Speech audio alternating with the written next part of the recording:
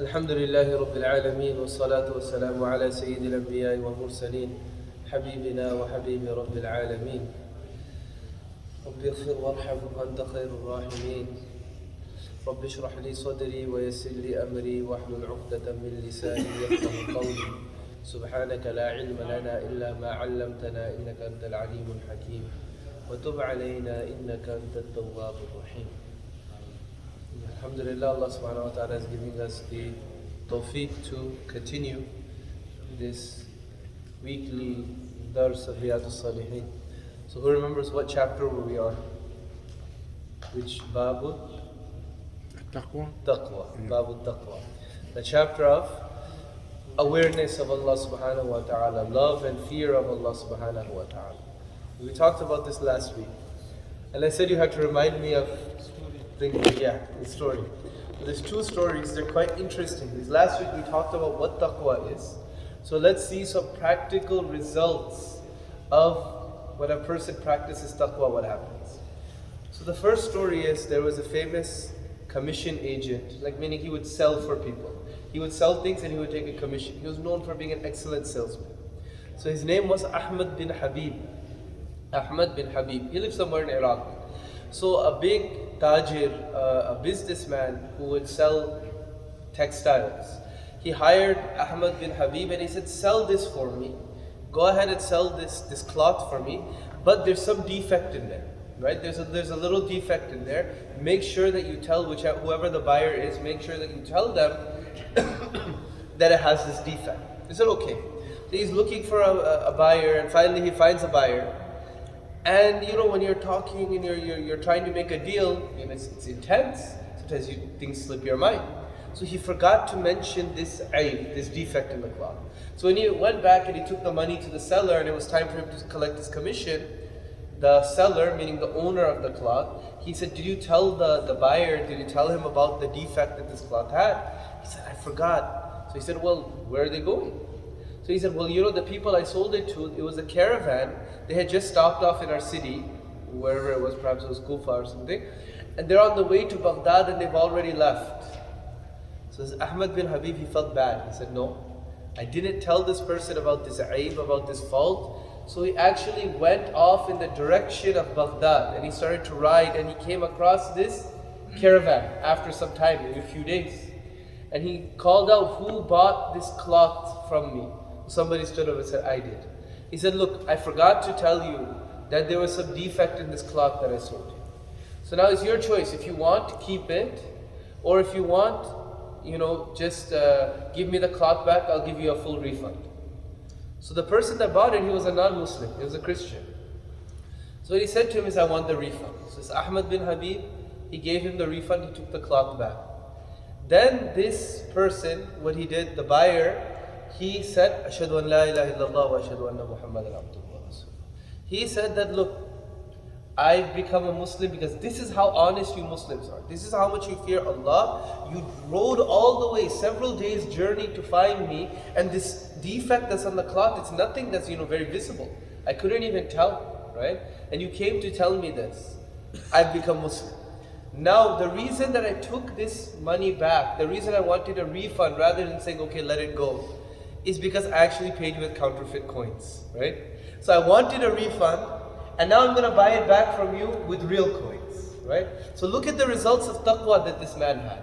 Number one, somebody entered Islam due to his barakah, due to his character, due to the way that he was. This led a person to Islam. And this is greater than any other bounty that we get in this world. Along with this, he was given counterfeit coins. Now Allah subhanahu wa ta'ala gave him real coins, gave him real money as well. So this is the result of taqwa. This is one incident. The second incident is mentioned there's a book by a great Syrian scholar named Safhat, or the book is called Safhat min Sabr al-Ulama. The scholar, his name is Sheikh Abdul Fattah Abu Ghudda rahmatullahi alayh. He passed away in the year, I think, 1999. And you know, great scholar of hadith. And he had a lot of love for the ulama of the subcontinent as well. He is one of the few Arab ulama. He would visit the subcontinent. He would stay there. He would write books upon the books and commentaries of the scholars of the Indian subcontinent. One interesting thing, we have Mufti Rafi Usmani rahmatullahi alayhi. He passed away a few weeks ago.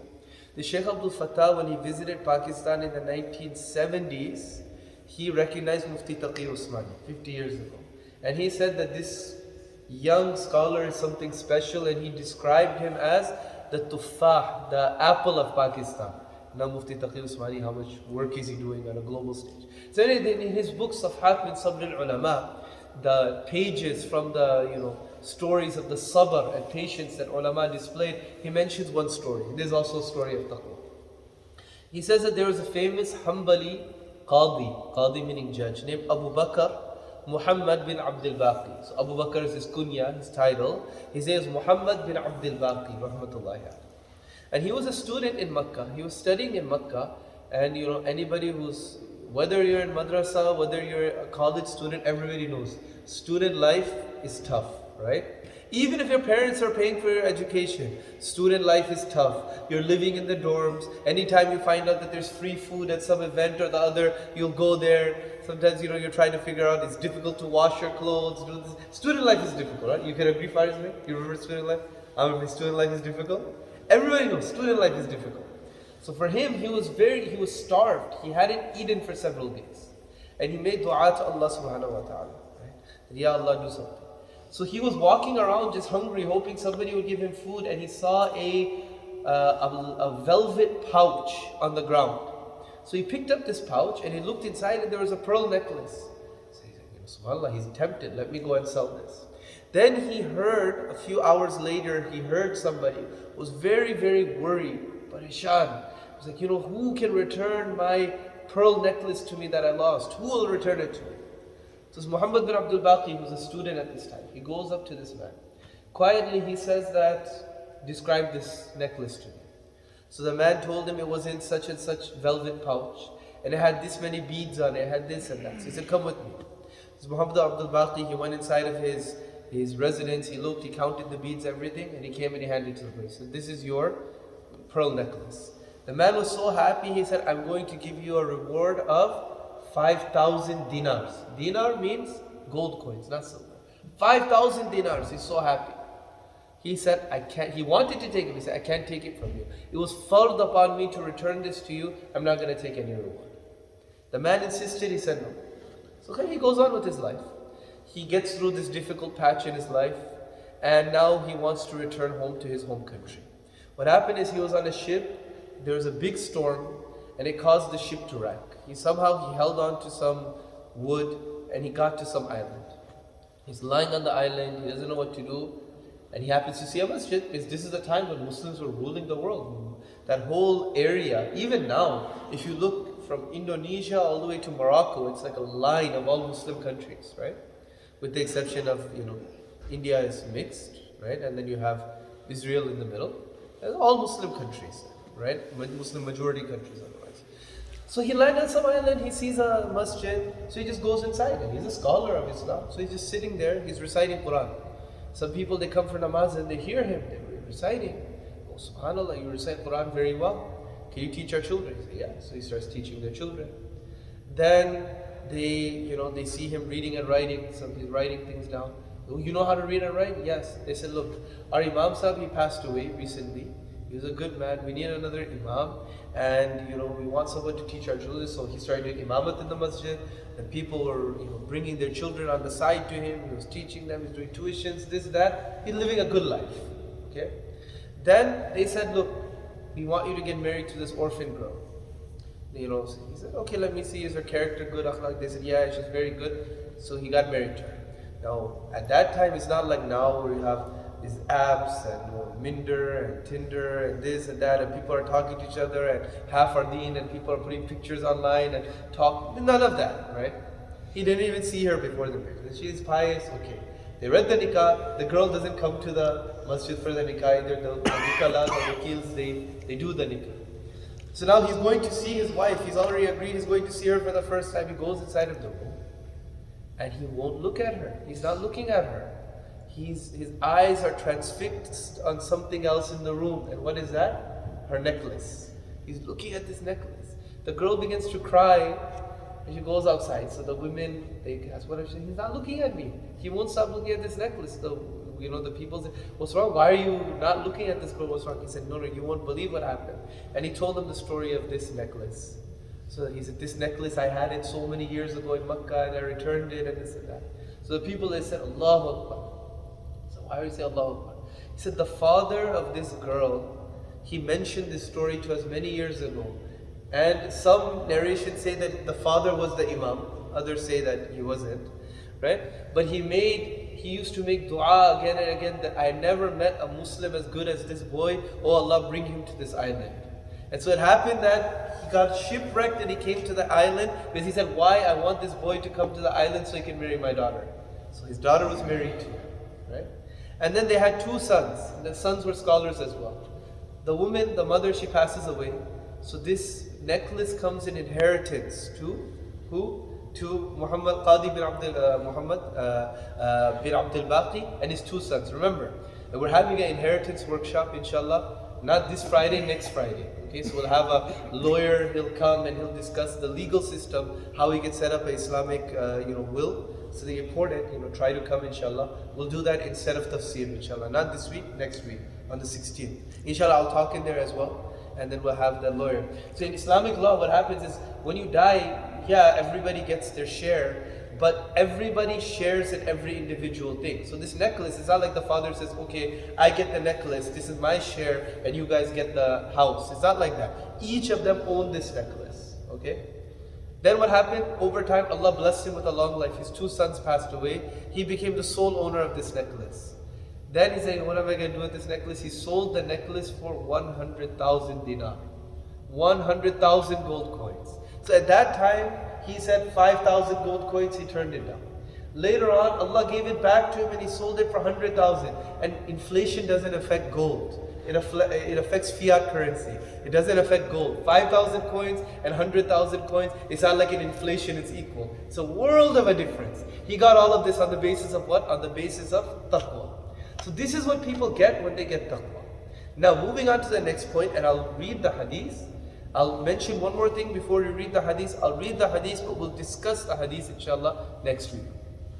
There's 3 levels of taqwa. Okay, this is what we need to understand. The basic level of taqwa is that a person has enough taqwa that they stay away from kufr and shirk. They might be committing sins. They're committing sins. They may be taken to task for these sins. But at the very least, the person has enough awareness of Allah that they say, Ya Allah, let me leave this kufr and shirk, right?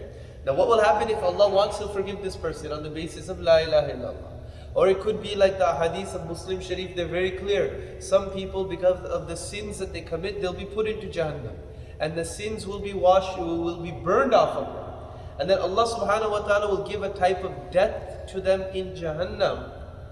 And then Allah will take them out and throw them into the water of life. That's what the word Ma'ul Hayat is what it says in the hadith, right? They are Nahrul Hayat. They'll go inside of this river or this water of life, and then they'll sprout up like how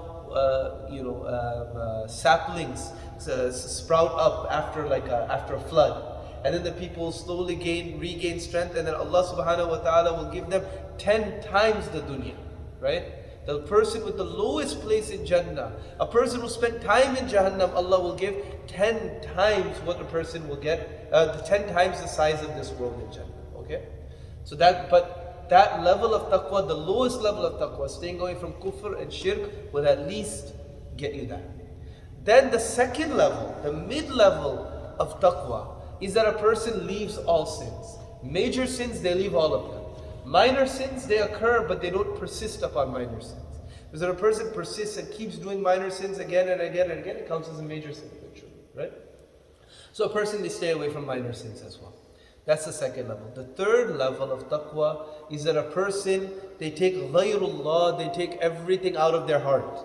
Imam Ghazali rahmatullahi alayhi explains this in a different way. He says that, okay, taqwa, he says there's also 4 levels of tahara, 4 levels of purity. The first level of purity is that a person, they purify their body from najasa, haqiqi and hukmi, meaning actual physical impurities or ritual impurities, like you'll do wudu, you'll do ghusl. Then he says the second, the higher level of taqwa is then you purify your body from committing physical sins, right?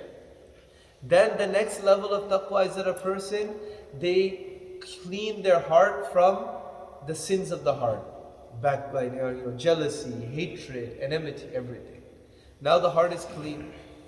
Then he says the fourth level of tahara is that a person, they clean their heart of everything besides Allah subhanahu wa ta'ala. Takhliya. They empty everything.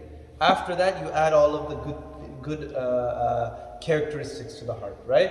And that's why they say at-tuhuru shatrul iman. This tahara is half of our deen. You clean everything away, then the other half of deen is the actual actions where you bring all of the good, right? All of this falls under taqwa. Okay?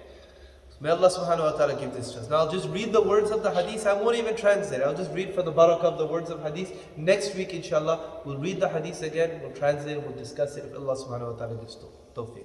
So what is the first hadith in this bab? وَأَمَّا الْأَحَادِيثِ فالأول عن أبي هريرة رضي الله عنه قال قيل يا رسول الله صلى الله عليه وسلم من أكرم الناس قال أتقاهم فقالوا ليس عن هذا نسألك قال فيوسف نبي الله ابن نبي الله ابن نبي الله ابن خليل الله قالوا ليس عن هذا نسألك قال فعن معادن العرب تسألوني خيارهم في الجاهلية خيارهم في الإسلام إذا فقهوا متفق عليه.